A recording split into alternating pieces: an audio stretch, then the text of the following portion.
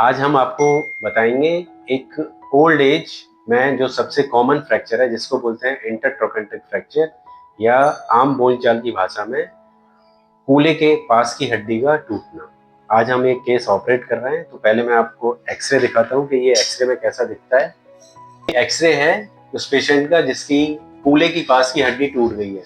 तो ये फ्रैक्चर है, ये फीमर हड्डी जो है कूल्हे के पास से टूट गई है। ये बहुत कॉमन फ्रैक्चर है जो ओल्ड एज में होता है। छोटी सी चोट लगने से ही, घर में गिरने से, बाथरूम में गिरने से ये फ्रैक्चर हो जाता है। आज हम इस केस को सर्जरी करने वाले हैं। इस केस की सबसे कॉमन जो सर्जरी होती है उसमें हम या तो पीएफएन करते हैं, एक नेल डालते हैं, या एक दूसरे तरह का इम्प्लांट होता है जिसको डीएचएस करते हैं।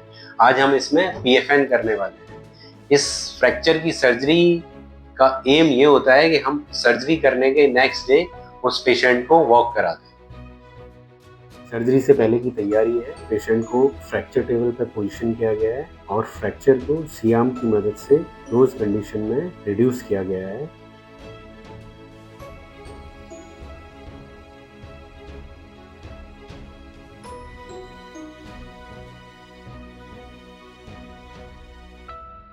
उसके बाद ये नेल है जिसको हम PFN-A2 बोलते हैं, इसकी मदद से इस फ्रैक्चर को फिक्स किया गया है।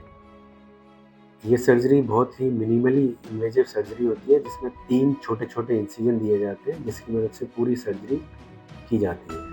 पहले हम एक गाइड वायर डालते हैं और उस गाइड वायर के ऊपर जिग की मदद से नेल को अंदर डाल दिया जाता है। फिर सियाम की मदद से फ्रैक्चर रिडक्शन AP और लैटरल दोनों कंडीशन में देखा जाता है। फिर एक और गाइड वायर फीमोरल नेक में डाला जाता है, उसको भी चेक किया जाता है AP और लैटरल व्यू में। उसके ऊपर जो है एक हिप स्क्रू डाला जाता है और एक नीचे स्क्रू डाला जाता है। अभी आप देख सकते हैं कि कितने 3 छोटे-छोटे इंसिजन की मदद से ये पूरी सर्जरी हो गई। अभी पेशेंट को नेक्स्ट डे ही वॉक करा दिया गया है।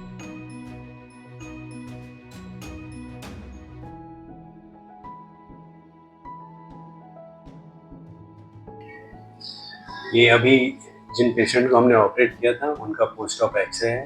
इसमें जो बहुत वाइट चीज़ दिख रही है ये इम्प्लांट है जिसको PFN बोलते हैं, जो हमने डाला है।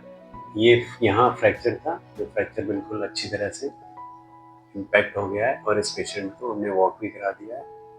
अभी 1-2 दिन के बाद ये पेशेंट डिस्चार्ज हो जाएंगे और महीने से 1.5 महीने के भीतर ये हड्डी जुड़ जाएगी और फिर कम्प्लीटली नॉर्मल।